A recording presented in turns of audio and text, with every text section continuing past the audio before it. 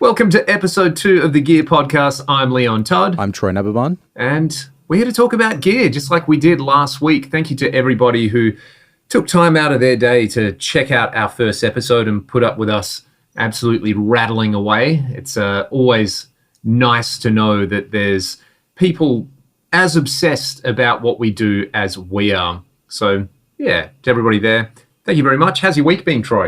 Not too bad, Uncle Leon.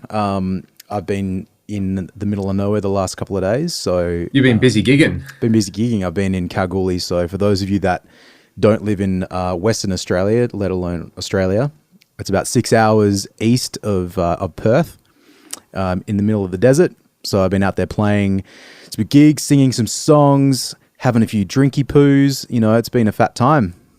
You have a pretty good time out in Old Cal. It's like stepping into a time machine, isn't it? When was the last time you went there? It's been a while, hey? Maybe 2020, I want to say. Not too bad. We used to go, I mean, like you and I used to go a lot. Remember, like, 10 years ago, we were there a lot that year. I think you and I went with 3 different bands or something. Yeah, when we were hot young bucks. I reckon I drove out there 18 times that one year for various different configurations of bands. It was a lot. It's fun, but it was a lot. Oh, yeah, it was a lot. And it by the time you have done 3 nights there, you are ready to leave. Did you ever do it 2 weeks in a row? I don't think I did. I reckon I would have done it maybe like a week in between. Because you remember there was that period when we were recording, what was the second EP? All I Want? All I Want, yeah. There was 2013-ish. There was a 5-ish week period where you... like Ragdoll was going and then I was going with my band and then Ragdoll was going and then I was going with my band, like right in the middle of that recording of that I do remember that. We only had like 3... How did we get anything done? No, we only had like 3 days a week, 4 days a week maybe to do stuff. And I think Easter was in the middle of one of those as well. So like we ended up having to play on a Sunday, like, because, you know, we drive up, we play Thursday night, Friday night, Saturday night, drive back on Sunday. With Easter being Good Friday, you skip that and you play Saturday night, Sunday night, come back on Monday. Of course. So it's a lot, but it's a lot of fun, man. Like I had a really, really good time. And I got to debut the Sin 30 at a gig, which is really fun. See, this is the perfect segue. You like that segue? Yeah. First thing we want to talk about this week is your experience with the Synergy gear, actually gigging it, because I'm sure as people are aware, I've got a Sin 5050 power amp and a Sin 2 and a bunch of modules. I've got it rack mounted and it never leaves the house. It's very much a, you know, recording and making loud noises kind of rig. I don't use it live, but you've crossed that Rubicon and actually started using it live. So what did you use and how did it go? First thing, it went really well.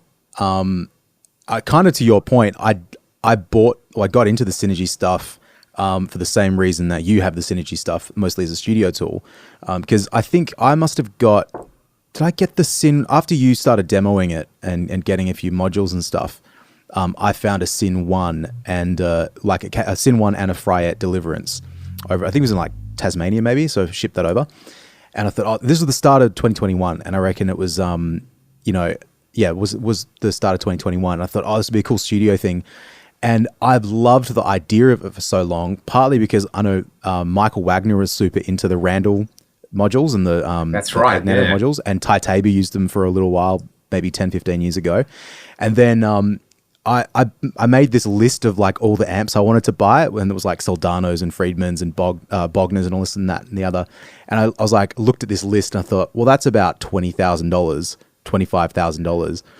And then you can, obviously the Synergy stuff, you can get all of that for a reasonable price. Like I think a module here is like $600 roughly.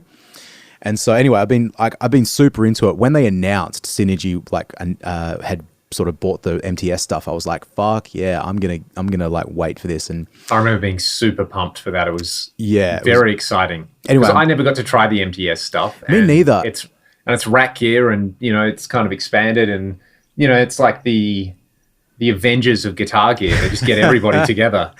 You got your Bogner and your Friedman and Soldano and everything else. Yeah, but it was the reason that I got the Sin 30 head. I think I mentioned that last week.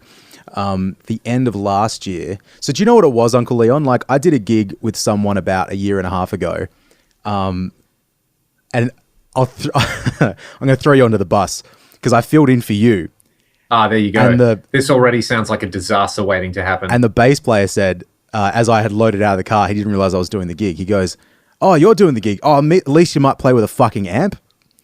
And I was like, "Well, sorry, mate," because I was using the Axe 8. So I was like, "Yeah, sorry to disappoint you." But it got me thinking of like, you know, for me, when I use the digital stuff, it's awesome because it's the tone that I like, and it's more importantly one trip to the car, and I don't want to lift heavy things anymore. 100%. So that's what I've been all about.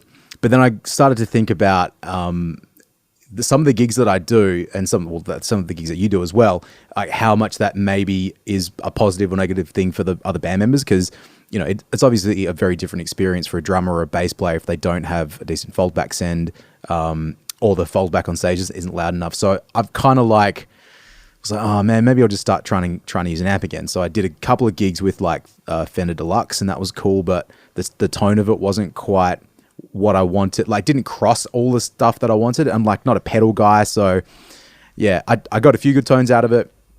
End of last year, a friend of mine has his DSL 40 combo here. I think it's one of the older ones. So it's EL84s. I think it's like 40 watts. And I played that. I was like, man, this thing actually sounds awesome. And it's like relatively compact and this, that, and the other. And I thought, oh, I wonder what the Synergy sounds like through it. And the problem is with the Synergy, not with the Synergy, but it's not a problem. But the way that it works is if you want to use it as like an extra amp channel, it has to be in a parallel loop. Oh, sorry, a series loop, right? Series loop. Yeah, not a parallel loop. Of course. So if it's got a mixed control, it kind of stuffs everything up. And that amp, unfortunately, is a parallel loop. So I could use it as purely a power amp input, but I couldn't use it to add the dirty channel. So that was kind of a bit of a pain. But I tried it just as the module into the combo. I was like, this sounds awesome and loud. And this is the Deliverance module, right? It was the Deliverance, and also I'd borrowed your 2C Plus module. That's right. That. Yeah. So both of them was like, it was a okay, man. This is the weird thing, right? Because they make your pants flap for one. Well, that's the thing. Like, because I've been playing, I've got so much gear, but most of the time when I'm playing, it's either through digital stuff, and if I'm doing like a gig, I'm often using ears because of, again, size and space and whatnot, and also you sing, so that's a non-negligible part of it. Yeah, and also like, you know, we've done these gigs, like I've done them with you, where you rock up with an amp, and what is at an average volume to you on stage, if not too quiet, is like deafening to the people at the bar. And so it's like, turn it down. So like, I remember the first couple of gigs I did were like that, where I could not hear anything I was playing. It was awful. And that was actually funny because I rolled into this gig in like a small pub with a JCM 900, like 50 watt head and a 4x12. And I think the next time I played that gig, I was like, you know, I think I might need something smaller. So I did buy a smaller amp. That was like the start of the gear journey many years ago. Oh, yeah. Anyway, lots of tangents. So anyway, after I tried that Marshall, I was like, cool. I happen to have a few other power amps. I want to hear what they all sound like. So I tried, I've got your Matrix at the moment. So I tried that one. That was like, you know, fine. Like, it was louder. I tried my ADA power amps because I've got the B200 and I've got the Microtube. The Microtube I think is a bit cooked. The B200's like not amazing. It's like louder, but it's not like the best. It's not going to like blow you away. It's loud, but it's not like a proper, you know, loud guitar power amp. Yeah, exactly. Set up for guitar players the way something like, you know, those like that Marshall 9000 power amp you've got, or a Boogie power amp. Well, or I don't Synergy. The 9000. Like, I haven't had that in the studio for ages because I lent that to someone, and I've had either intended to sell it and get something like a power station, or, you know, just go through the exhaustive exercise of really trying these things out in this with some of the rack gear and the Synergy stuff. The other thing I tried actually is I've got a valve state. I think it's the 80 or something like that. It's like a one rack U Marshall valve state power amp, and that actually sounded okay. Probably of all of them, it was the one I liked the most. But it's a little older. The pots are a little bit crackly, and some of that gear from that era, I don't trust it 100% to work at all times. It's probably fine. I remember I had one. Funnily enough, your AxeFX Ultra, which used to be my AxeFX Ultra before it got sold to another mutual friend of ours, and then you bought it. I gigged with that and the like a different valve state power amp. What was? Right. Yeah, There you it was. go. It was So the exact same you've model. owned more than one valve state power amp. Yeah, it may be the same one. It may have just gone round, round and round a couple of times. But it was like fine. It was more than adequate. Anyway, I was sort of like, I kept going back to that Marshall, being like, this is the sound that is the best sound. Like it had the power and the guts and the attack and all that, and that's kind of what I was missing from the other options. So anyway, I was trying to find a power station. Can't get them in Australia at the moment. I couldn't find any secondhand.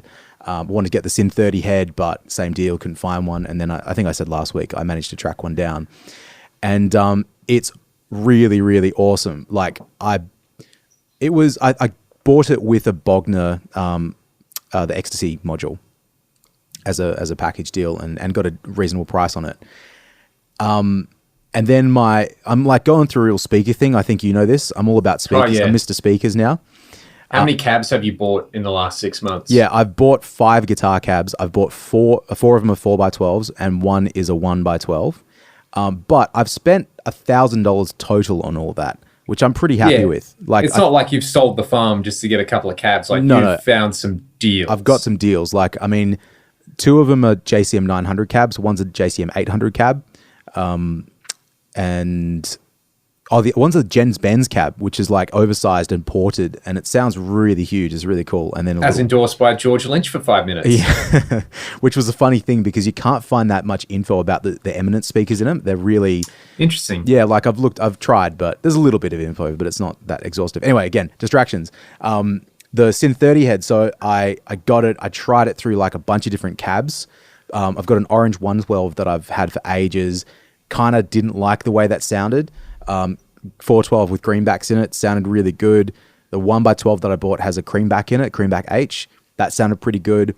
Funnily enough, I was like really worried because knowing that the big thing about this gig, as you know, is trying to get 3 people there with all the gear and we've got probably enough space, but we can't go. It's not a situation whereby everyone can bring all the shit that they own. We've had a drum kit out there and a bass rig out there for years. And I actually bought this Laney cab probably 5 years ago.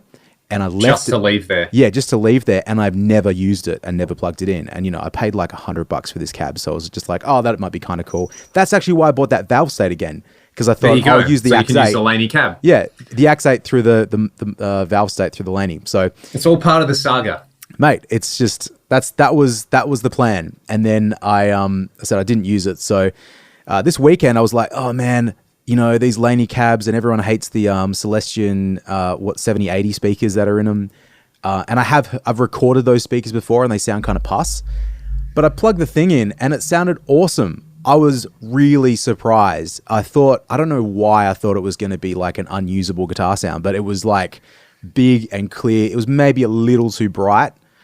Depending on where I was standing, but mostly the audience copped that. But it wasn't like a rip your head off. It was just like maybe a little bit more, like say presence or something on it than I was expecting. And I dialed it wasn't down. like the gig I did on the weekend where we had the booking agent come to the gig and say, at the last gig, you guys need to play a lot louder, and that if it's loud and crisp sounding, that's good. So we played really, really loud, and afterwards everyone was like, that was insanely loud. I haven't been to a gig that loud, but it sounded good. That's funny. But it was just loud. And yeah, when halfway through a gig where one of your ears slips out. Oh man, I had that all weekend. It was bunter. What ears are you using? Like what actual ears? Headphones? Shure SE215s. Mate, it's the exact same thing with me. Because I watched the Animals as Leaders rig rundown, and Tosin's using these custom mold, gold-plated, whatever. They're really expensive. And then Javier just goes, I use 215s because I break stuff, so I'd rather have a bunch of these than one nice set that I break. Man, here's the thing. I don't know if you've had this, but mine, it's on the right-hand channel, or the right earbud. It just keeps cutting in and out, and no matter what I would do, I couldn't get it to work. However, I found a fix for it. And it's kind of, I should have just done this and not been a freaking idiot about it. Because, you can detach the cable. So I have replaced the cable on it before, but I never bothered to clean the inside of the cable. And it makes so much sense because I am really, I got a very sweaty head and a sweaty ears and a sweaty face and all this sort of stuff. And so it just gets in there And sure enough, you crack the thing open and it's all green on the inside of it. I cleaned it off and all of a sudden it wasn't crackling it or wasn't cutting in and out. However, I don't know what tips you're using on yours, but I kind of just brought these headphones along thinking like, I might even just use a foldback speaker because they're really unreliable. But after I cleaned it, it was fine, but it had the wrong tips on. So yeah, I don't have the make foamy or break, ones. hey. And have you got big ear canals or little ear canals? Tiny little ones. That's why my ears get so blocked. So for anyone at home listening with small ear canals, you can surely sympathize where you kind of have to get your ears flushed a couple of times a year. It's something that no matter what I've done, I'll sleep wrong and the earwax will cover the eardrum and then I can't hear anything. That sucks. It's very disorientating. So I have like the Heroes style plugs, the ones that are kind of they're fluted, they're like a conical shape. Yeah, so they actually stay in my ears now, which is nice. It's so funny you say that because I was using the Foamies originally with those headphones, and then I went to the more like not like rubbery, almost circle looking ones, thinking maybe that would do it. And both of them slip out because of my sweaty ear canals. But before I tried these things again, I happened to use some Heroes for like maybe 2 sets, and I was like, oh, this is amazing, not slipping out. And like, of course, they just stay in there. And the hard thing is as well, when you're singing, I guess it's like the ear canal, the shape of it changes a little bit, so they kind of wiggle out. Well, I find they wiggle out. But there's isn't there a bone in your head which like connects your jaw to your... Yeah. There's some there's some anatomy. There's like the abacus last week, and somebody actually, for anyone listening along, the abacus was invented in the Far East, East Asia. So thank you to Chinese civilization for giving us the abacus. And one more other follow-up, Polony in Western Australia. In South Australia, it's called Fritz, and on the East Coast, it's called Devon. So that was what I was looking for. That's what we were prattling on about. Anyway, I digress. Let me get back to the sin.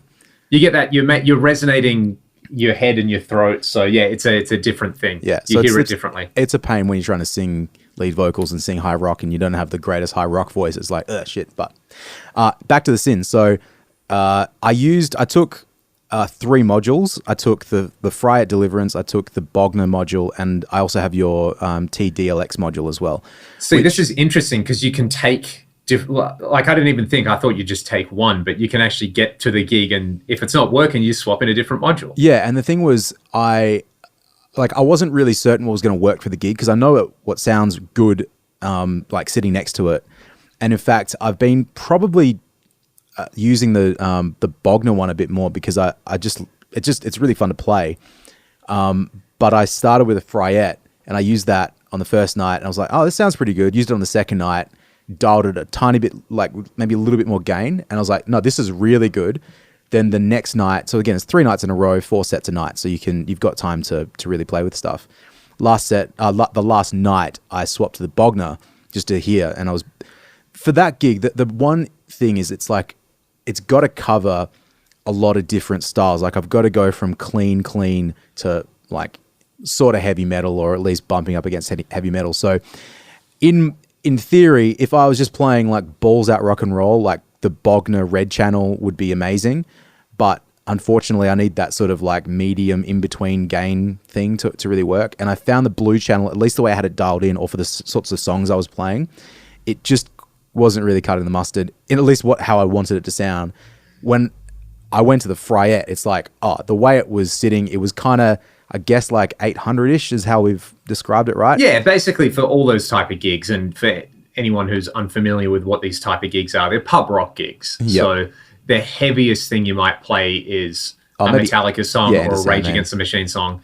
You know, heaps of AC/DC, all that kind of stuff. Like you're doing stuff like, we're doing like a bit of 90s rock too. So you're doing you got your diary rock. So you need a bit of chime in there. Yeah, and it's I said it's just got to cover a lot of bases. So I said, man, like I use the lower setting on the Deliverance, like the less gain setting. I had it because did you play with that module a bit with the way that gain 1 and 2 interact?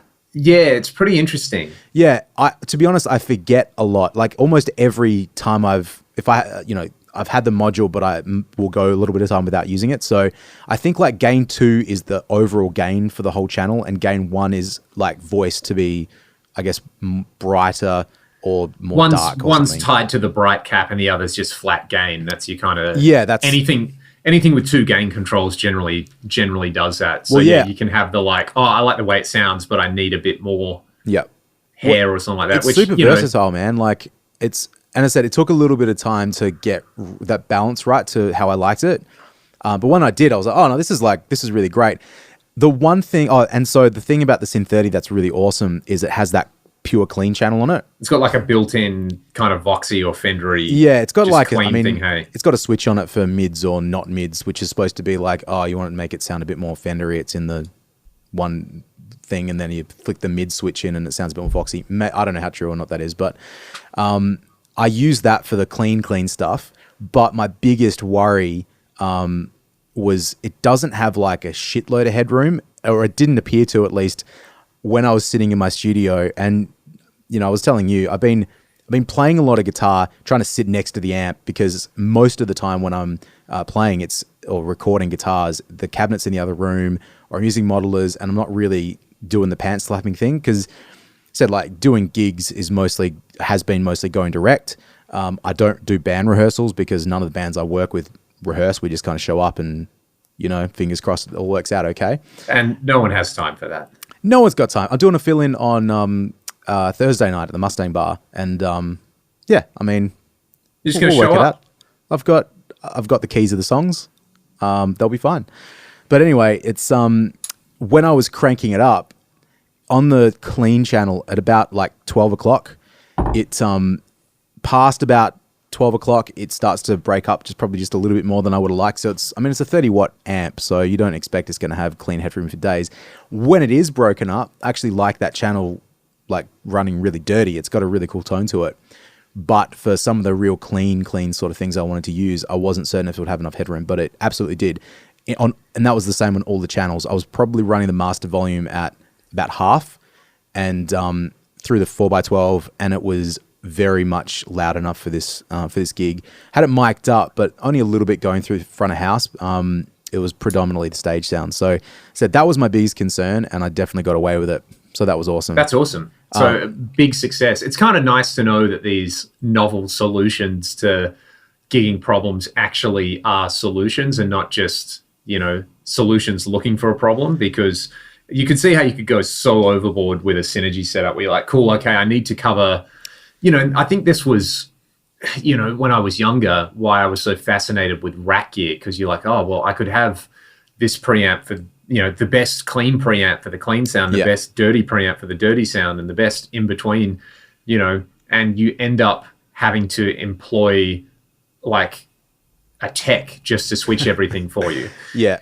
Which is not feasible. So in that kind of setup, you could go down the same rabbit hole with the Synergy where you need 2 Syn 2s, 4 modules. Each module has 2 voicings. Yeah. In reality, you need that, like, you need your 7 out of 10 intensity sound. That's where you need to be for most of the gig. Then you need to be able to take it up to 10 to do a solo or a heavy song, and then bring it back to 5. And use your volume control for a lot of other stuff too. That's the other key to it, obviously. And you like playing the guitar, not just hitting chords, but using it the way that you can use it, not with everything being on a switch. But to your point as well, I would love to have a bunch of Synergy racks and a bunch of modules in at all times that I can MIDI switch from my desk. In terms of a recording solution, I think that's something that I would love to have and will probably end up working towards at some point. But for the gig, and at least the way that I play, like even when I was using the AX8, man, I dialed in that Marshall 800 sound that I really liked, and I sort of had a Voxy sound that I liked as well, and I was on the Marshall for most of the gig. In fact, the first gig I did with that unit, I dialed in like a Friedman Brown eye patch, which I really liked, and I used that for 2 years without any other sound. That's amazing. And all I did was, if I had a cleaner song, I just rolled the volume back, and if I needed to do a solo, I had a TS9 or something in front of it and a volume boost, and I was like, bam, there you go. So I coughing all over the mic. When I'm singing, I should say, I can't do all this stuff. Like I can't tap on pedals and sing the song or try and do BVs and that sort of stuff. A lot of people can do that, but I'm just trying to get through the rest of it, trying to remember half the lyrics to the song and make the rest up. So yeah, the simplicity, more or less the simplicity of having that one amp. So I got my clean, I got my medium gain, I got my like heavy gain. I'm using the Morningstar controller to MIDI switch. Awesome. And that's also tied to the HX Stomp that's on my pedal board, which is running 4 cable too. So it's a bit complicated at the moment, but it's working. Like everything's been working. But it's doing the thing. Yeah, and it's as complicated as it needs to be for this particular gig. And I think, I mean, that was a rock gig. I've got some like more like R&B stuff coming up, which I'll try it for. So it needs to be much cleaner. I think it's going to work pretty well for that as well. So, man, it's a brave new world. So playing amps again, like gigging with amps, is really, really fun. Yeah, when I was down in Margaret River for the WA Guitar Show, I did a little panel with definite friends of the podcast, Simon Mitchell and Ryan Felton. Yep. From Chaos Divine. Cast Divine. Great band. Yep, Cast Divine. And definitely go and check them out if you're into your heavy proggy stuff. Yeah, they got that gig on the Human Connection gigs on Saturday night, I think. Oh, it's on Saturday night. Yeah. I got a gig. Me too. See, Can't help this you. is. I got 2 that night, man. It's busy. This is the eternal conundrum of liking gigs but doing gigs. Oh, mate, I don't usually like gigs, but there's like maybe 1 or 2 a year that I'll go to. There's 1 or 2 a year. You dust off your fine pants and you get out there. I wish I saw Living Colour in 2017, but instead I was playing a gig to 4 people at a pub here in Perth. So, I mean, it's a good choice, really. At the end of the day, I mean, you just what else would you have been doing? Seeing a great band play live. That's it. What was my point to this? And they mentioned how they. They're both using modelers. Yep. And how they still like to use cabs on stage just for that like reinforcement. Yeah. I mean, there's also something to be said if you're not like most of the gigs I do don't have a sound guy or sound person at all. Big time. I'm doing sound. I'm mixing the monitors for everybody. I'm trying to play guitar and I'm trying to sing and do the whole thing. You really get to relax and enjoy yourself is what you're saying. Oh man. Well, so this gig, the feeling I've got on Thursday is at a pub with a sound person and a big PA, and I can just like play guitar and fuck with tones. Like that's going to be really fun. The other 3 gigs I have that weekend is not going to be the same. So I'll relax gig 1. But the thing that you forget too is if the PA or if you don't bring enough gear or if the room isn't the right sort of dimensions and you don't have an amp behind you, oftentimes like the way that PA is pointing is like the first few meters or feet or whatever, dozen feet in America, in front of the stage, like the speakers just aren't pointing there unless you've got like infills or anything like that. So you might get a lot of bass, you might get a lot of drums coming off stage, but yeah, the guitar is just kind of missing. The Kalgoorlie gig's like that too because the punters come right up to the front of the stage. Everyone just crams in and it's a weird, I mean, the part of the room that you can hear the band and it's just like a big oblong. So the people at the front just kind of get pummeled. And like the cymbals on the drums are at about ear height. So there'd be a lot of people going home after a few drinks, waking up the next day just in a kind of damaged state. I'm sure I did a gig. It must have been a gig with you, but like the sub next to the stage, it was in Kalgoorlie, where a guy was like, his head was like in front, his ear was to the front of the subwoofer for the like at least 2 or 3 songs, and it's like, man, you are not going to hear anything for weeks. That's not a good way to be. I still blame Yngwie Malmsteen for permanently damaging the hearing in my right ear. So you were at that gig. We didn't know That's each so other. Funny that you say that because we didn't know each other. Yeah, but Heaven and Hell by Black Sabbath was on, and Yngwie's thing was to just start ripping backstage and slowly walk onto stage. So there was just this cut, and I was standing there just kind of looking around the venue, and I was like with my right ear pretty close to a PA speaker at the time. And he just like ripped up a 1.5 tone bend on the 21st fret of his Strat. Yep. You can all hear this if you're familiar with Yngwie, just that bend that he does, and then the 6's descending lick. And it was just the loudest thing in the universe. But it was like someone, you know what it was like? It was like someone got a 9-gauge guitar string, cut it off, and just poked it through my skull. Oh. It was the sharpest, most painful little thing. And I've still got like a slight hearing imbalance in my ears. So thanks for that, Yngwie. Well, the funny thing is, man, because we've never talked about this, but I definitely walked away from that gig with some hearing loss in my left ear. Well, there you go. I'm not even kidding. Like I remember That gig started, and it was a similar thing. I remember the first kick drum hit me so hard, I thought I wasn't going to be able to last the whole gig. Yeah, it was a loud gig. And thankfully Cam, I think he'd bought me some Heroes like a week or two before, so I popped those in. And I remember taking them out in the middle of the gig thinking like, oh, this is Yngwie. I want to listen to this without headphones in or earplugs in. And I took them out for like maybe half a song. I was like, no, I'm going to die if I stay like this. Just pure white noise. So yeah, popped them back in. But yeah, that was a fun gig, man. That was really, really cool. I saw G3 like a month after that, and it was so boring by comparison. So the greatest thing about Yngwie's show then was after that intro solo, when he walked onto stage and said Perth, and then they did the da da da. Do you know what time it is? Da, it is time. Da da, to da da da. Rock, and then it was like just straight in, and then just 90 minutes of Yngwie aerobics. I was this was, I've seen some footage of Yngwie more recently where he looks like he's kind of he's in way better shape than he was in the 90s and early 2000s. He was copping it a lot, man. That G3 DVD he did in the early 2000s, I remember a lot of people like making fun. Was it Dimebag running after him with a donut? The infamous right. What is that, vulgar videos? I mean, poor Yngwie, he's like the defining guitarist of a generation. He's just consistently getting fat shamed. We can't be having that. Yeah. But he had not lost any of his aerobic capacity. He was kicking ass. I was awesome. like, man, this guy's going hard. It was like a more elegant Meatloaf. Singing out of tune at the grand final. But I mean, any Aussies listening to the podcast will remember that iconic moment. Yep. Up there with the 91 grand final. And that'd be... Was that the Batmobile? Which one? Yeah, Angry Anderson in the Batmobile. And it's just... if you're listening to this, go and look up the 1991 AFL grand final pre-entertainment.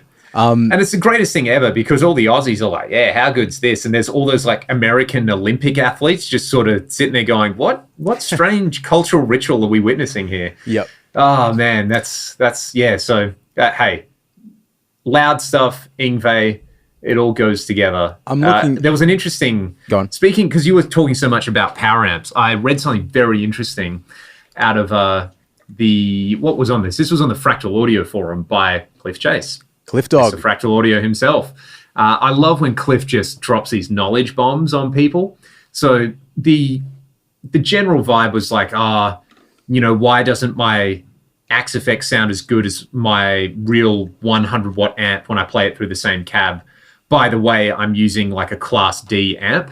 Right. And basically, I found this really interesting. I'm going to read it verbatim. Send me a screenshot of this, hey? Yeah, I was like, here you go. And this makes a lot of sense. So basically the idea is it comes down to energy storage. So I'm going to quote Cliff here. So a lot of it is about transient energy storage. A tube amp stores a lot of energy. Take a typical 100 watt tube amp like a diesel.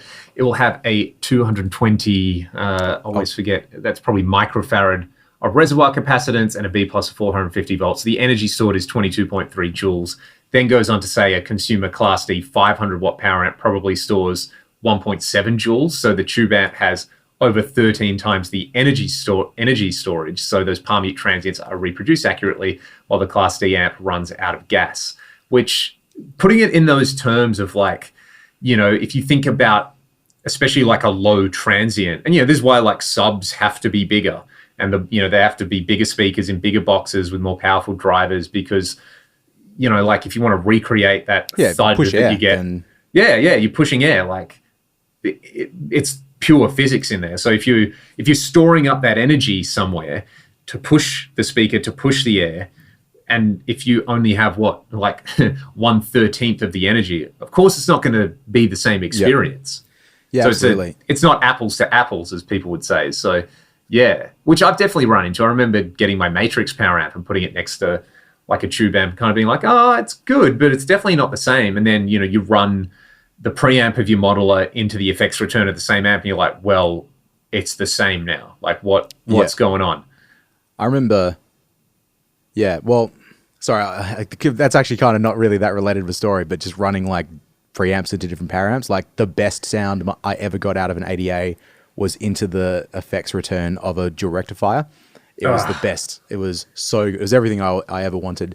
And think about the dual rectifier, no negative feedback in there either. So it's just like howling. Yeah. It's just ripping straight into those speakers. The ADA into the recto, that's a bit of an energy. Yeah. The times I've played like for example my AX8 into not a powered wedge, but like a passive wedge with a motherfucker amp behind it.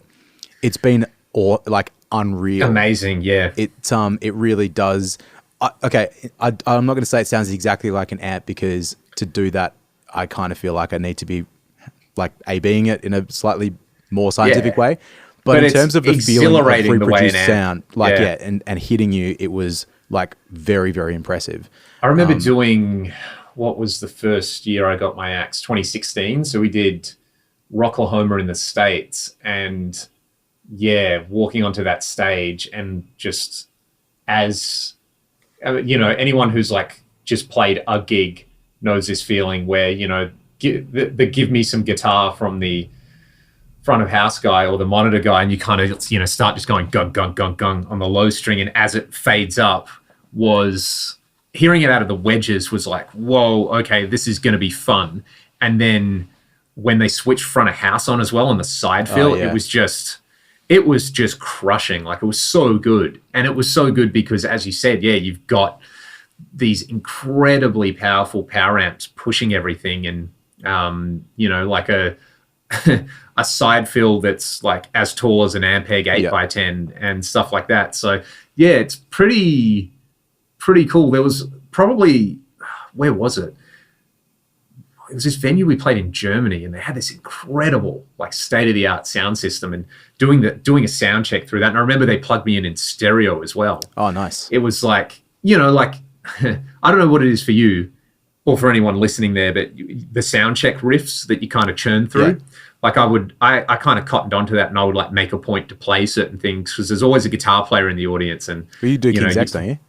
Bit of King's X, bit of Rat, Lay It Down, bit of Aussie, No More Tears. So I think it was playing No More Tears, and I was just like, this is the greatest guitar sound I've ever experienced in my life. Like, I just wanted to keep sound checking, and it was really good at the gig. But it was a great sounding room, great PA. I remember the drum kit, however they were running it there as well, it was just so fat. Some people know what they're doing. Hey, it's like it's nice. It's a nice experience to have. Yeah. Once, and I don't say that to any disrespect to the people here.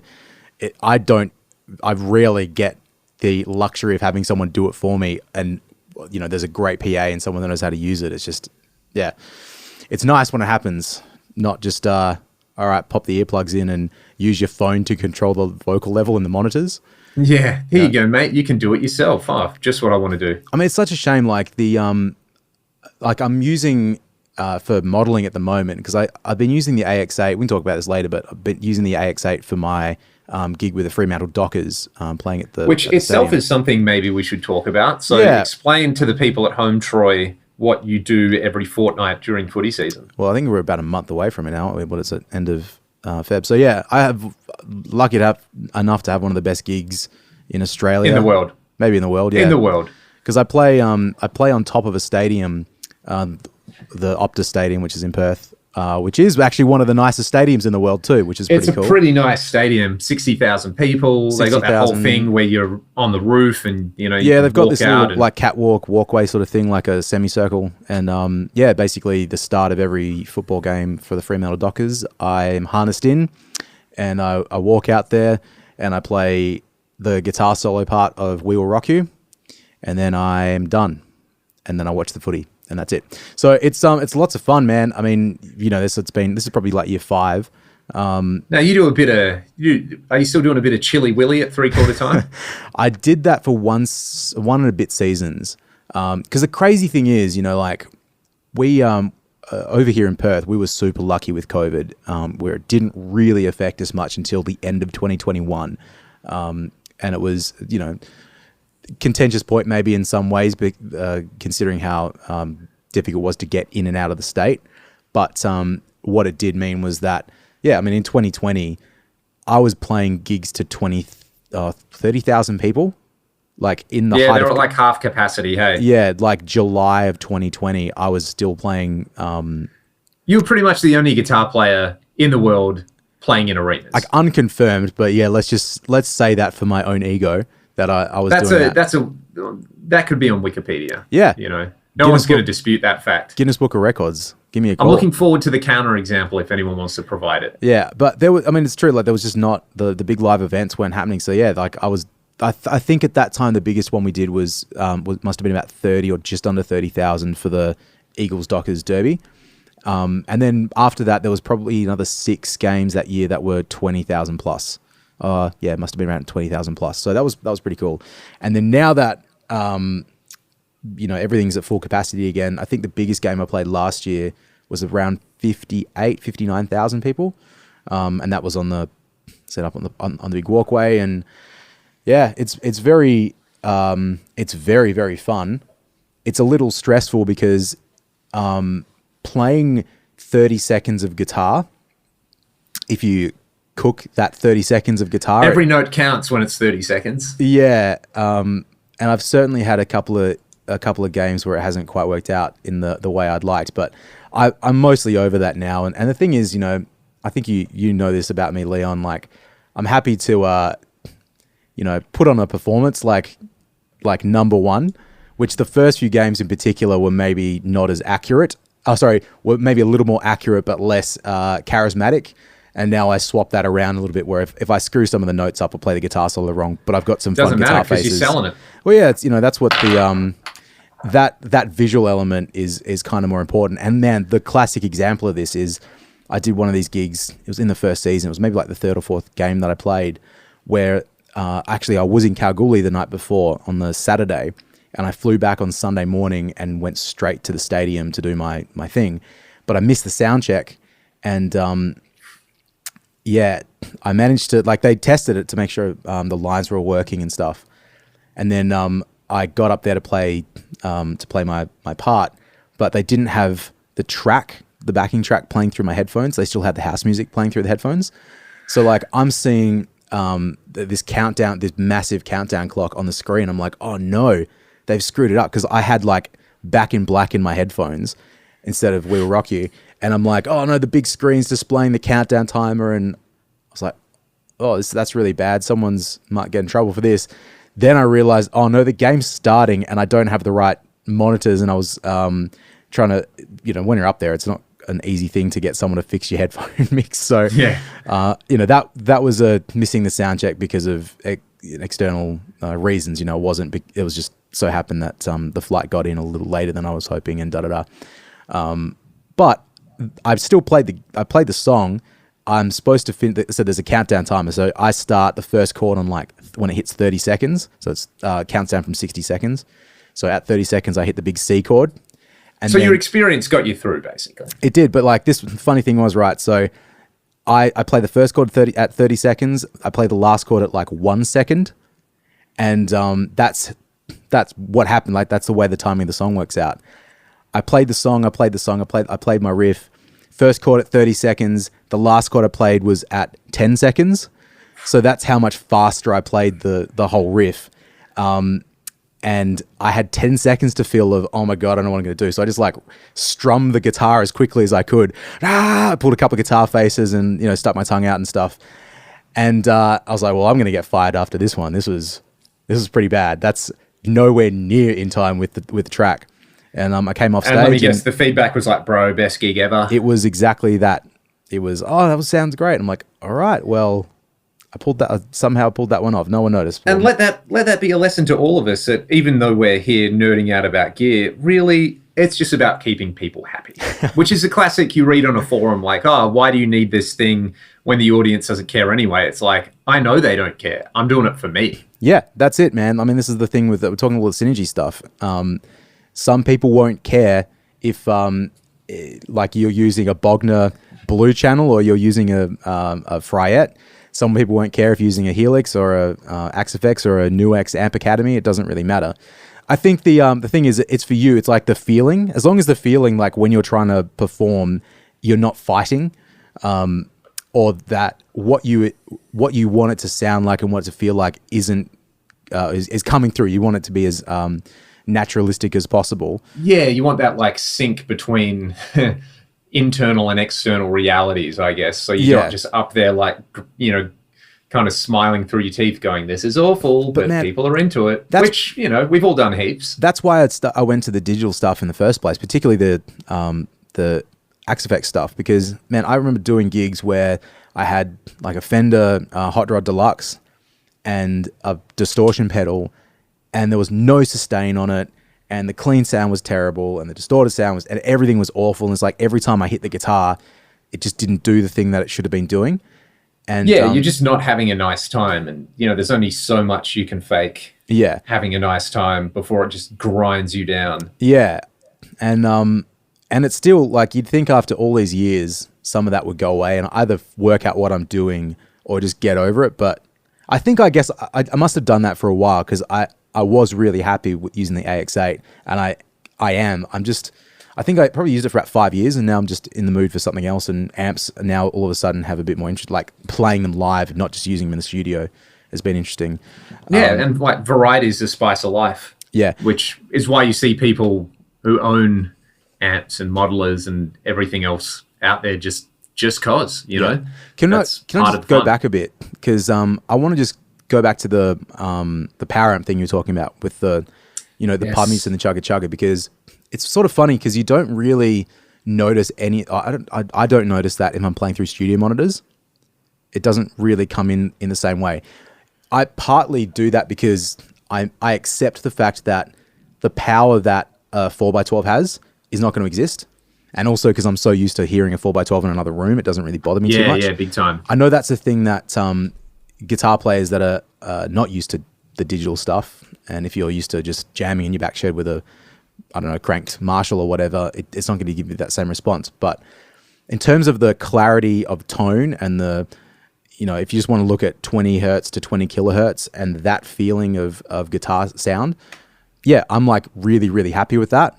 It's just sort of, talking about all this power amp stuff, it's just funny because you kind of can't really have everything, I guess, in a piece of gear. Yeah. It's just, part of me has thought that, right, with your Fractals, with your Kempers, with your Quad Cortex or your Helix or whatever, it's just solving this problem of like, well, you've got all the guitar sounds in the world at your fingertips, but there's clearly just that one thing that is missing in certain situations, like if it's this gig thing.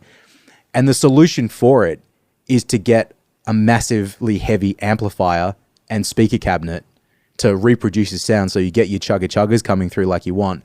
But then that adds the problem of carrying like massive speakers and amps around again. It's like... Yeah, it's kind of like consistency, easy to compact, 100% satisfaction. Choose any two of those three. Yeah, the triangle. So... Yeah, you can't have all three. Well, maybe if you're John Petrucci or you probably can. I think it's just like you have to be willing to accept one thing. Like I really don't care for lifting lots and lots of heavy things, or more explicitly, I don't really like taking more than one trip from my car to a gig. That's the golden rule. But if I got over that, maybe it'd be a different story. I used to love like the getting a 4x12 out of your station wagon. It was a real rite of passage. I remember the first gig I ever did when I did that, and I pulled the amp out of my car and I like wheeled it into the venue and set it up. It was, kind of felt like I'd achieved something.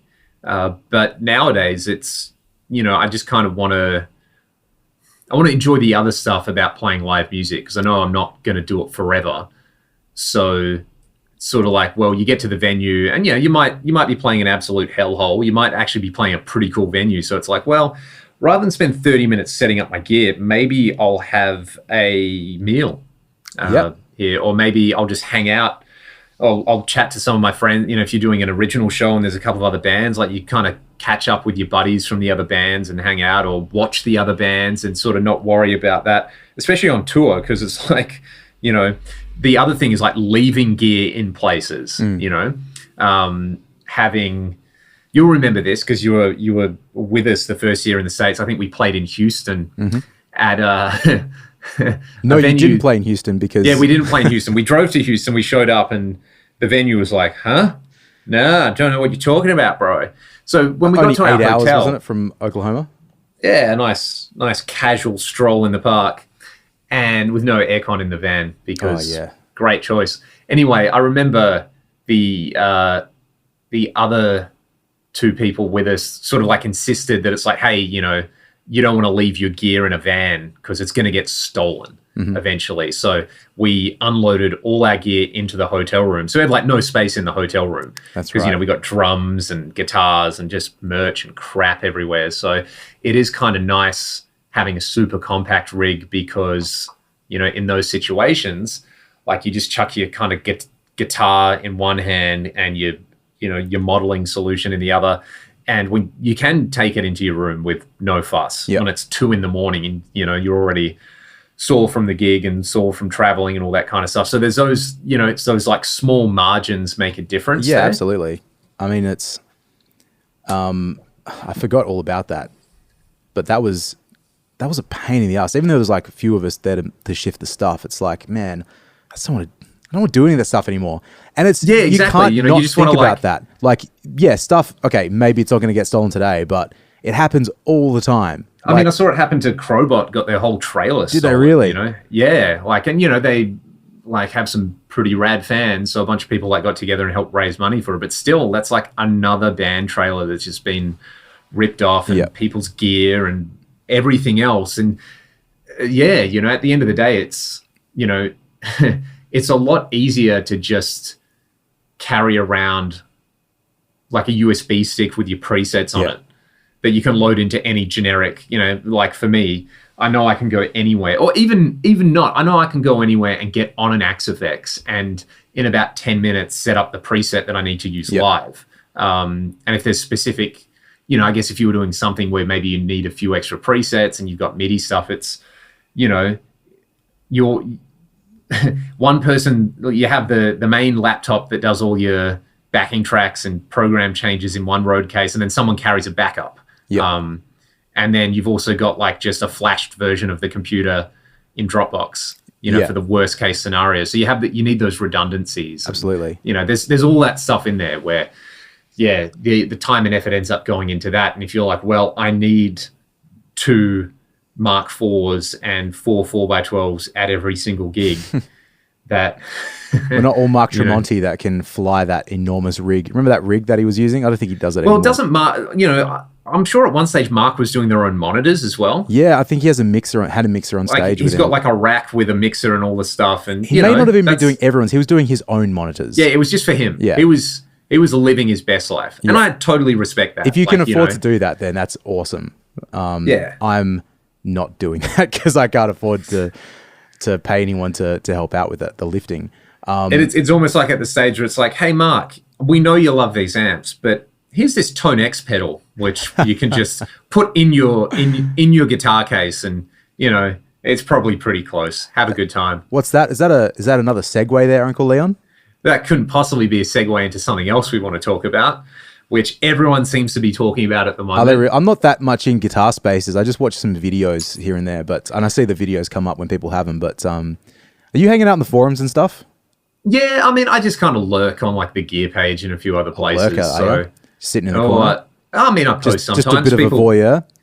People may know me from my postings and things that I've put up there, but yeah, it's people seem pretty excited about it. I think mostly because hey, one of the best solutions for what we're talking about is the powered Kemper, right? Yep.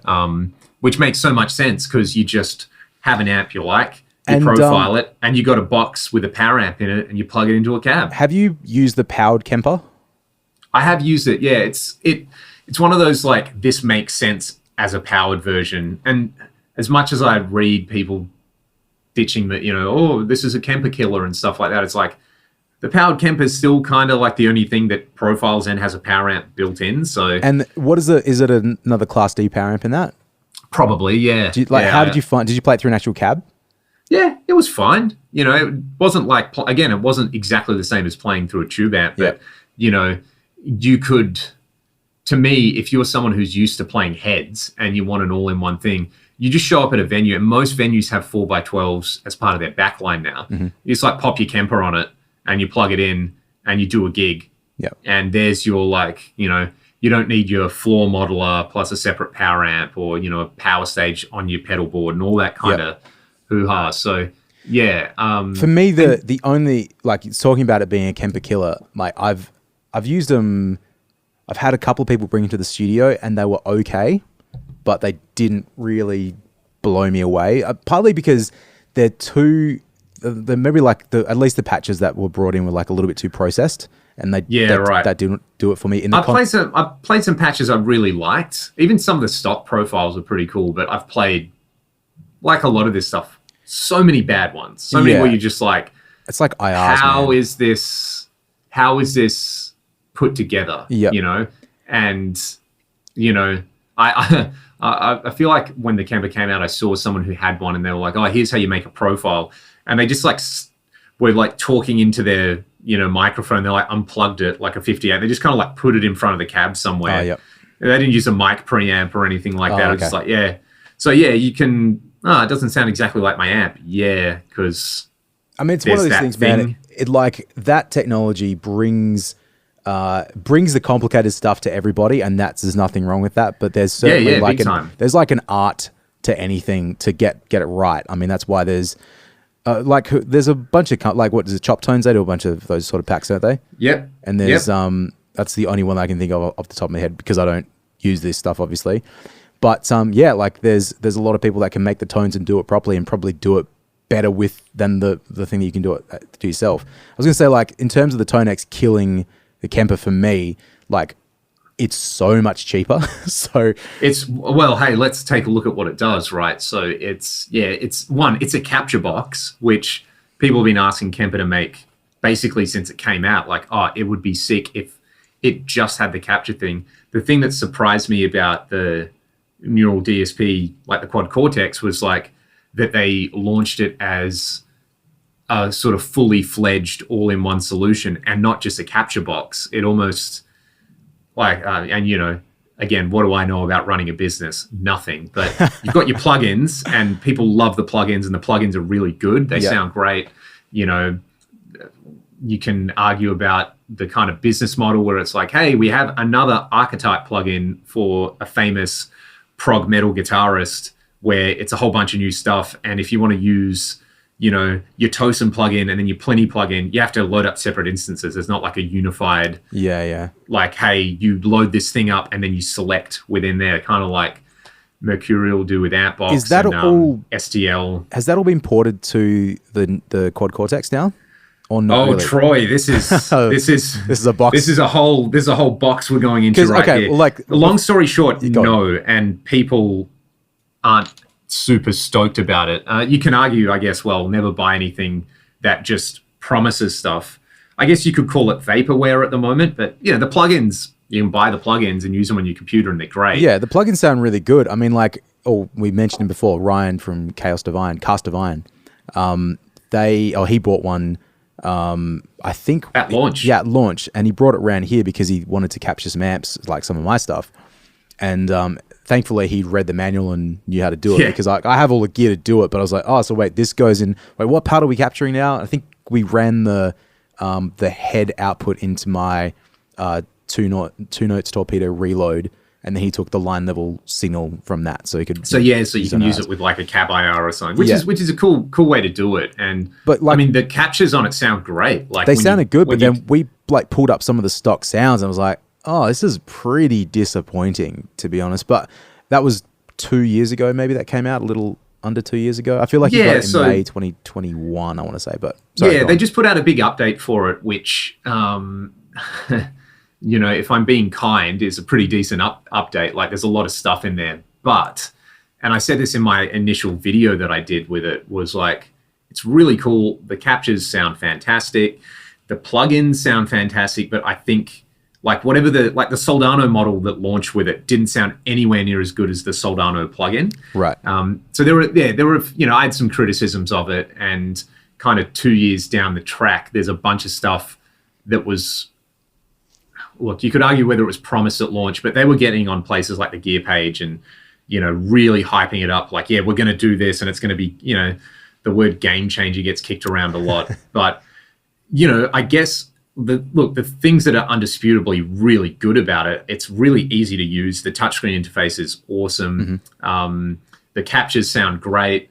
And, there have been updates. So there's been ongoing development. I think it's been a lot slower than people have anticipated. Yep. So, yeah, basically this update that came out adds a bunch of stuff that most other, we call them the mature modelers, like the Helix and the Fractal, and I guess the Kemper. They've already got these features. So I think to a lot of people, it's like, oh, well, it's being rolled out as this big update, but it's just kind of playing catch up to maybe where it should have been at launch. So, yeah, having said that, it's it's like any of these things. It's totally usable and totally fine. It's a really nice piece of industrial design. Like it looks awesome, man. Like it looks awesome. Like it's an impressive unit.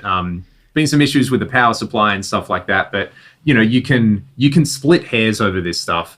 I think I like the way the captures in that sound better than the Kemper captures that I tried. They're like the Kemper has this mid hump thing about it, which actually kind of works well if you're using things in a mix. But yeah, like they're really, really good. But circle back around, I'm surprised that they didn't go, hey, we've got these great plugins, we've got this capture technology, or release a capture box that you can just add to your pedal board. And that's kind of where the Tone X comes in, where IK they came out with their, and the other big thing with the Quad Cortex was, right, it's a machine learning based approach to profiling. So AI, bro, everything's AI. That's similar to the Tone X plugin, isn't it? Yeah, so the Tone X is using machine learning. What's interesting about the Tone X thing is and I might have this the wrong way around, but I'm fairly sure what IK have done is taken an open source neural amp modeling thing, which you can just go and get on GitHub. And I've tried it and it's really, really good. Okay. Like I profiled my Mark IV with it and it sounds like the amp at those settings. It's pretty impressive and that's free. So I think they just kind of lifted that and put a sleek interface around it and put it in a box, which seems to work. So anyway, it's a capture box. You can put it on your pedal board and profile amps, and it seems it's $399 US or something. What's that like? Be $600 Australian? $600 here, yeah. So it's a fifth of the price of something like a Quad Cortex. Doesn't do all the other stuff, but if you just want the captures, pretty darn impressive. Because I know in terms of so effects wise, not this is the most important thing to get it for, but I know it doesn't. Also, it's got like some reverb, compression, and is that it? Oh, gate. I think so. Yeah. I think it's just kind of like, well, hey, you want delay? You probably already own a delay pedal. Plug it in. Yeah, I think that like looking at the I/O of it and watching some videos, it's like surprising they don't have an FX loop on it. Just because, like, only for the fact if you wanted to use it like USB interface, because you can do that, right? I think so. Yeah. Then yeah, you can't really use your favorite Strymon delay or whatever delay, like quite as easily unless you're running it in front. So the other thing as well, if you were going to use it as a DI solution, and you want to run your delay and reverb and all that stuff after it, you need a DI box on your board. Yeah. Or like a stereo DI. So there's that aspect of it as well. And I saw a few people kind of request it, like they wish it was stereo in, like the Strymon Iridium, which... Well, for me, like I don't put time-based stuff in front of like I don't know about that. But there's a lot of people who do. It's a thing. Like if you're using your like, I call them worship boards, right? You have your perfectly laid out. Yep. You got your 3 Strymon pedals on there. You got all this stuff, and it's all stereo because you can plug that in DI. And you do your worship gig on a Sunday, and it sounds lush and ambient. And a lot of people run those into like dual amp setups. So that's kind of why the Iridium, that's the thing that it does that no other thing does. You just put it at the end of chain, and it replaces your AC30s or something like that. So that's always like surprised me, like seeing the way those rigs are laid out. Because maybe this is just being too naive these days, but like. Your deluxe, for example, your deluxe reverb sounds awesome, but where that starts to sound like really good is when you get it past like 4 or 5 and you get a little bit of breakup on it. But if you're running all this stuff in front of it, like I don't know how you gain stage everything so that you can make the use of the tone of the amp itself, unless you're just completely using it as a clean pedal platform and using pedals, which I'm like, well, that, like, I don't know, that doesn't sit with me as well as it should, but I mean, who fucking cares what I think, but... It's one thing, like, I love watching that pedal show because they really, really deep dive into stuff. But man, have you guys ever heard of an effects loop?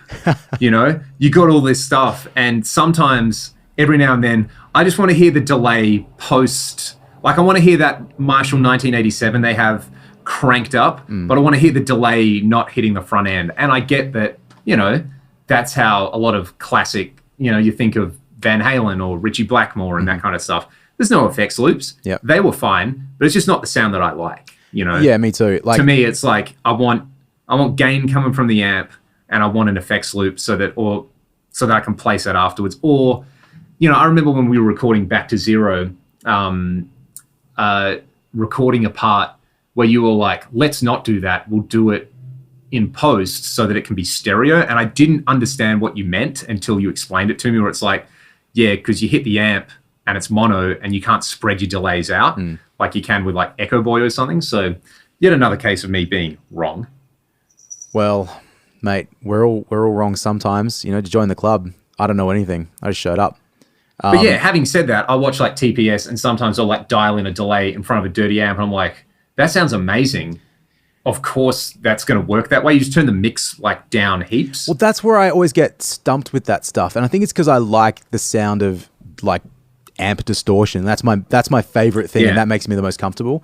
So I find like if I go from a clean sound to a dirty sound, if I have that available on an amp, the mix control is either like on the clean sound might be at like 30% because I want it to be a bit more washy, or turn that to the dirty sound. All of a sudden, like I have to turn it down to almost off so it doesn't blow everything out. Yeah, I can't get that balance right, but I mean, that's just me. And I think like same as you, I'm used to like using it post and thinking about. I mean, these people should just start using wet, dry, or wet. I mean, that's not going to happen, but. Yeah, like, exactly. Use your Fender amp, use one of them, and then just bring a stereo power amp and have some, or like use some powered something afterwards. Use your aux box or whatever. I don't know why that doesn't happen more, but and to be fair, like I see quite a bit of that. I saw the Butch Walker rig rundown where he's using an aux, which was kind of cool. Yeah, he loves it. Just him being like, yeah, check this out. Use my phone, dial it in. They do sound really good. From I haven't tried one yet. Like I've seen a lot of clips of people use them, and they appear to be really good. What was I going to say? What are we talking about? Tone X. So yeah, I'm kind of keen to try it because the. Did you try the plugin? I haven't tried the plugin yet. Okay, I did, and I tried it for about. I might try it this afternoon actually if I've got enough time, but I couldn't get it to work. Right. But for those of you that know studio stuff or pro audio stuff at all. And without going into too much detail, but I'm using like the Avid Matrix Studio in my place, and I'm using HD Native Pro Tools. So the whole I/O is kind of complicated, and the only way to really have Pro Tools open and get stuff in and out is by using Dante, which is actually how I'm recording this stuff right now. And it was a pain in the ass to get everything routed to everything just to talk to the plugin. But then I tried it like a few times, and I got to like 72%. Of the capture, and it just stopped. And it just tapped out on you. And I was like, all right, cool. So that was a few months ago. That was like probably the week after it came out, and I was really keen to investigate it, and then I just get distracted with other work and stuff. So I'd like to do it because do you know what really, I'm so like bothered by this, but my favorite guitar plugin to use is the THU, like the overloud THU. Well, the stuff I've heard you do with that is pretty awesome. Yeah, like so the Ragdoll song Rust, which came out like probably 4 years ago now, 2019.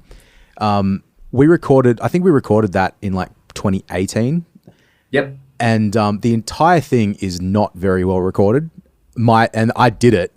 It was the first bunch of stuff I did at the studio, but it sounds good. Like the mix is cool, but the actual recorded sounds in it are not really that crash hot, if I'm being... You had to massage it I had to do a lot of trickery to make it work for me. But there was a point when I came to mix it where... Because I think we used the Recto on that. I think we used the Recto and maybe Stiletto as well. It was like the Back to Zero rig, basically. Yeah, and... maybe Splawn or something. Yeah, but like I just wasn't... Oh, maybe used Splawn, yeah. But I wasn't into the guitar sounds on it. And so I had just got the THU plugin and fired it up. I'm like, man, the Recto sound in this THU is so much better than the guitar sound that I recorded. So what I did was, at first I was going to replace all of the recorded guitars with the mic'd amps with just the plugin. And then I was like, you know what? Maybe I can EQ these amps to sound a bit more like the plugin sounds. And I sort of did that, and they ended up, like I kept the amps and they sounded really good. But That's yeah, interesting. the only reason I have the plugin is because it comes with the Slate bundle that I have, or whatever the Slate subscription thing. Yeah, I mean, everything that I've heard, like I've heard a bunch of Michael Nielsen stuff where that sounds really, really good. But they don't have the, like, you can't do your own captures with it. Like, so it does the capture thing, but it's like its own proprietary software or whatever. And yeah, you can't do that yourself. Had that been available, and I had this maybe pre-children, like had I had There's a big factor, right? Yeah. Yeah, the option to just go and profile all my amps, I would have had them by now and just had access to them, and that would have been awesome. I mean, I'm saying that now, whereas I've got the Tonex plugin, which I can effectively do the same thing, and I haven't profiled all my amps, but the idea of it is awesome, and they were kind of the first ones to do it as a plugin, but the fact that it wasn't completely open to everybody, just, it's so unfortunate, because I think it sounds so good. You know, they could be owning that space. I guess what I find interesting about IK as well is, you know, Amplitude has been around like forever. Yep. And has had pretty consistent development, and like the more recent versions of it sound great. Yeah. The original, maybe not the original, but having it in 2006 was rough. Like, yeah, the OG. A little bit. How's it going? But from, I reckon, whatever came out around the 2013, 14, 15, sometime around there, it was really cool and really usable. And it's been good since then. But, you know, they've put out, like, they have a, you know, Strymon style, like, delay pedal and a drive pedal and stuff like that. So they've kind of got the suite of effects. And from what I understand, they're actually manufactured in Italy. Which is interesting. So yeah, they're doing stuff. I don't know if they're doing it in-house, but yeah, that aspect of it was, it's like it's made in the EU, and I'm sure. Well, I wonder if the Tonex pedal is probably pretty similar. So yeah, it's interesting. I'm looking forward to trying it at some point. Yeah, and making some captures, and I'd like to try that too. I mean, I don't know how I would use it. That the pedal specifically, like knowing that I have the access to the plugin. To me, it's like, well, if it's, I don't know how big the pedal is, but, you know, if it's something that could just like fit in my carry-on bag or something like that with my normal rig, then it's probably worth having as just a backup. Because it's probably similar size to like a 3-pedal Strymon, right? Like 3-button Strymon. Yeah, which isn't that big. Yeah. So it's sort of like, you know, you have your FM3, and like if your backup is just that, and, you know, and like that and an H90 would be an amazing backup rig. I'd never take it, but like, just that and a delay pedal would probably get me through a gig if I had to. Yeah, absolutely. If I had to do it. And, you know, by a delay pedal, I mean like a Boss delay pedal. Yeah. You know, just something cheap that works. Man, run those together. I so regret not buying your H9 when you sold it like a few months ago. I should have just given you the money for it. It was like... Yeah. I mean, hey, you know, I'm sure all those... Like, a lot of those things are available as plugins now, but that's not why you buy that. But yeah, it was a cool box. It was all over back to zero. I've got a spare spot on my pedal board, which it would be perfect. There you go. And then I wouldn't use 4 cable on the Helix or the HX Stomp. It would have saved a little bit of space. Well, I mean, like the H90's out now, so, you know, I'm sure a bunch of people will be flipping their H9s and things like that. So the cool thing about the H90 is you could import your H9 presets. Oh, okay, that's cool. Yeah, so I did that, and I was like, well, now I've got them sort of forever. So, yeah. Very, very interesting. You know, we've been prattling on for way longer than I think we expected to today, Troy. Before we wrap it up, I just have a couple questions first, if that's okay. Because I went through, I watched some of your videos, and yeah, I just want to, I've got some comments and I've got some questions for you. So, question 1, right? Because I watched your video with the Alta and the 80s rack sort of sounds. Oh, yeah, that was fun. So those effects, was that all in series or parallel? All in parallel. So I've got an Apollo X8, and I was using the effects as aux send. So basically I could... How did I run that? I think I used a load box for that video. So it was... I think you said you did, yeah. Yeah. Yeah, I did, because basically it was too late to set up a cab and make a whole lot of noise. And as we found out during the week, that amp is loud. Yeah, man.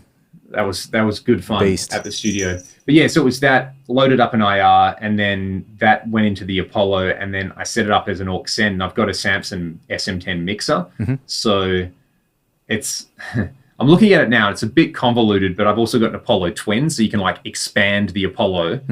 So I've got the Apollo Twin sitting in the rack so that I can have the sends go out to the different units. And yeah, it basically just gets split from the Apollo all in parallel. So it was PCM 70 reverb in parallel to the 2290 in parallel to the H3000. Sure. And then I recorded them all as I recorded them all as separate tracks in Pro Tools. Okay. So that when I went back in, I could sort of get the blend right. And sometimes I'll record something and it sounds great when I'm playing it, and it's too dry or too wet the other way around. So yeah, just kind of old school.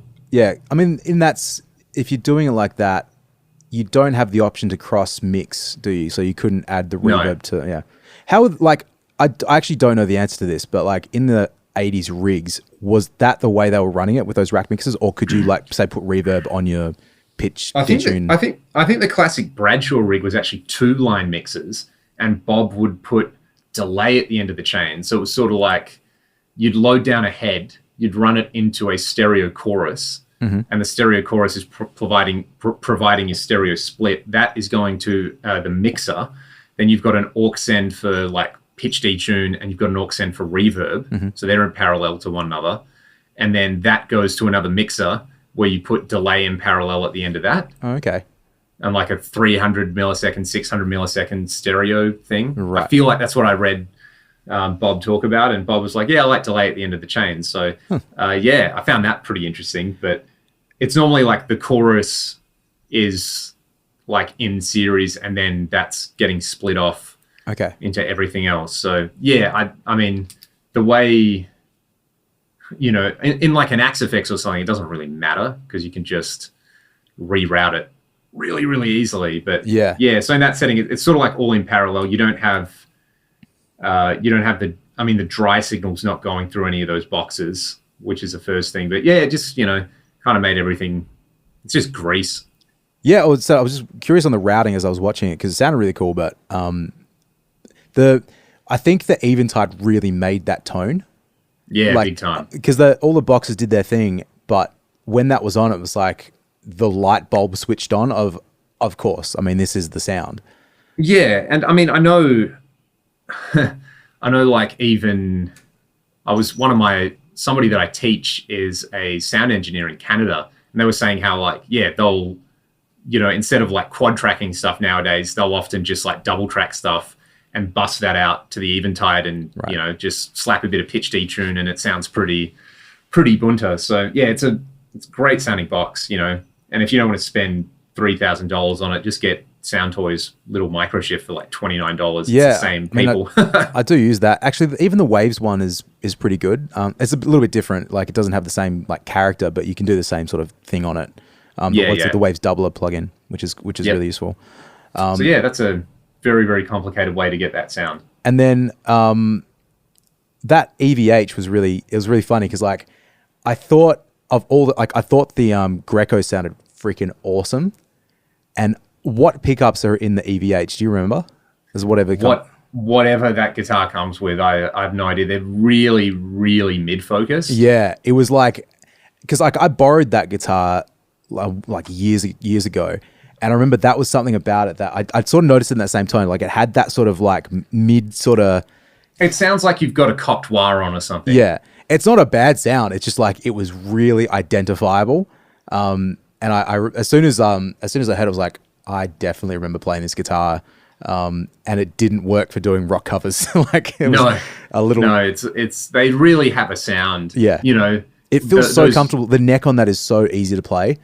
Yeah, it's a stunt guitar. Yeah, it's perfect for that kind of stuff. It's got a float on it, hey? Or is it a fixed? It does, but it's a flush mounted Floyd on there. So I just kind of have it decked because I never use it. Yeah. Apologies to all the Floyd Rose enthusiasts out there listening. Yeah, and then also just last thing on that video, and I've got one more question on a different one, but the Greco, because I actually forgot you had that guitar, but that's one you got off Steve, hey?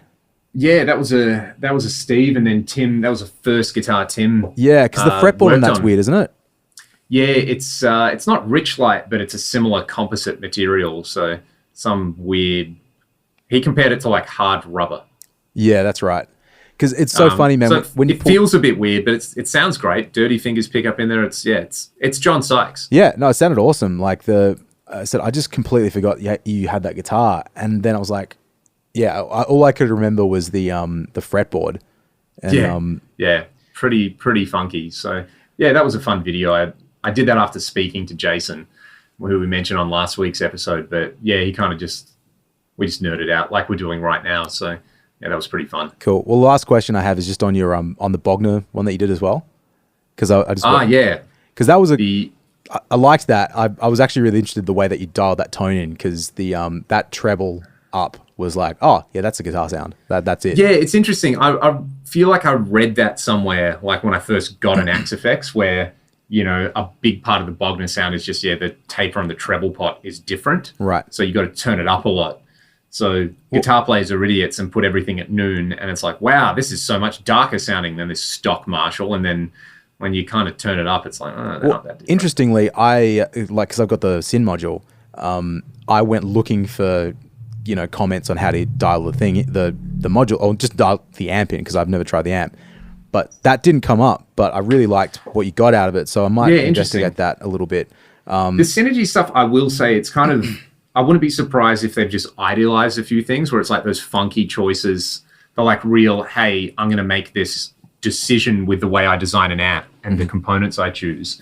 If they just went, no, just kind of make it a little more in the box and a little more tame. Sure. So I need to pull that module out and the module's around with it. Different. Like there's a few switches and knobs and stuff on it. Like I think on the Syn module, there's what do they call it? Like the vintage Schizo or something? Yeah, the Schizo. That's right. Yeah. And it's got a 3-position bright cap, or I guess like 2-position bright cap and off. But it's like really cool. I said it's like it was a little too hot for the sound I needed for that gig, which is why I didn't really dig it so much. But yeah, it was really cool.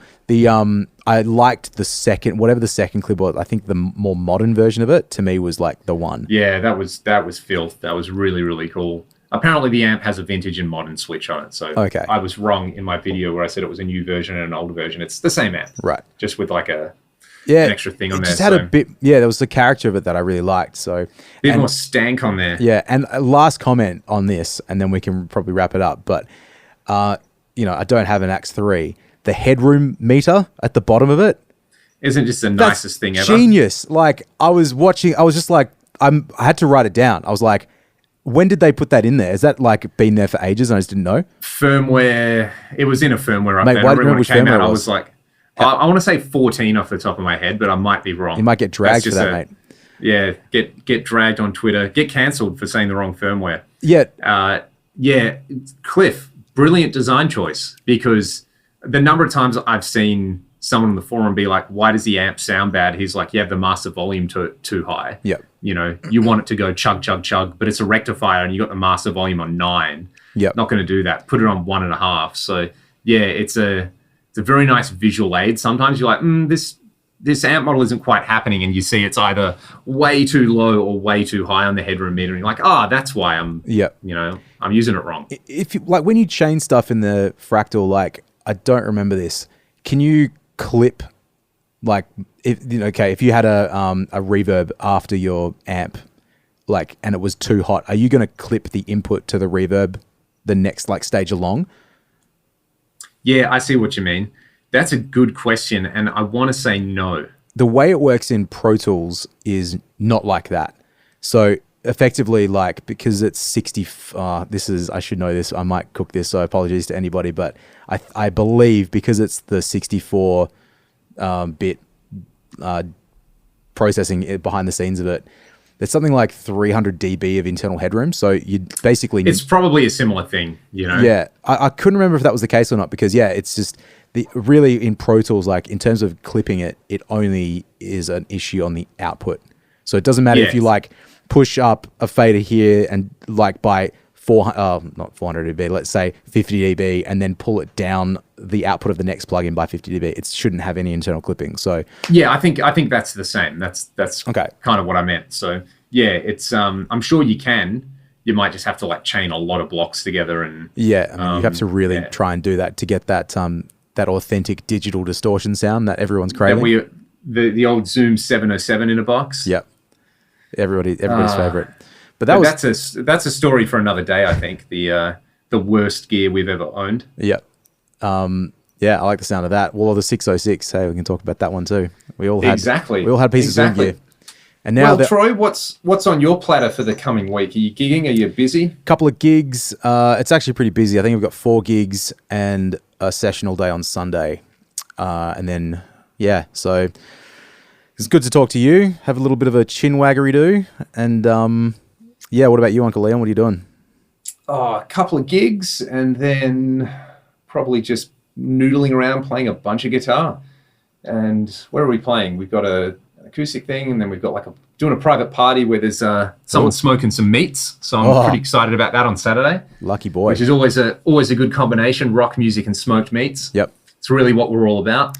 So yeah, we'll be hopefully back next week at the same time. And I don't see why not. Be sure to hit subscribe in your podcast app and all those kind of things. Give us a 5-star rating.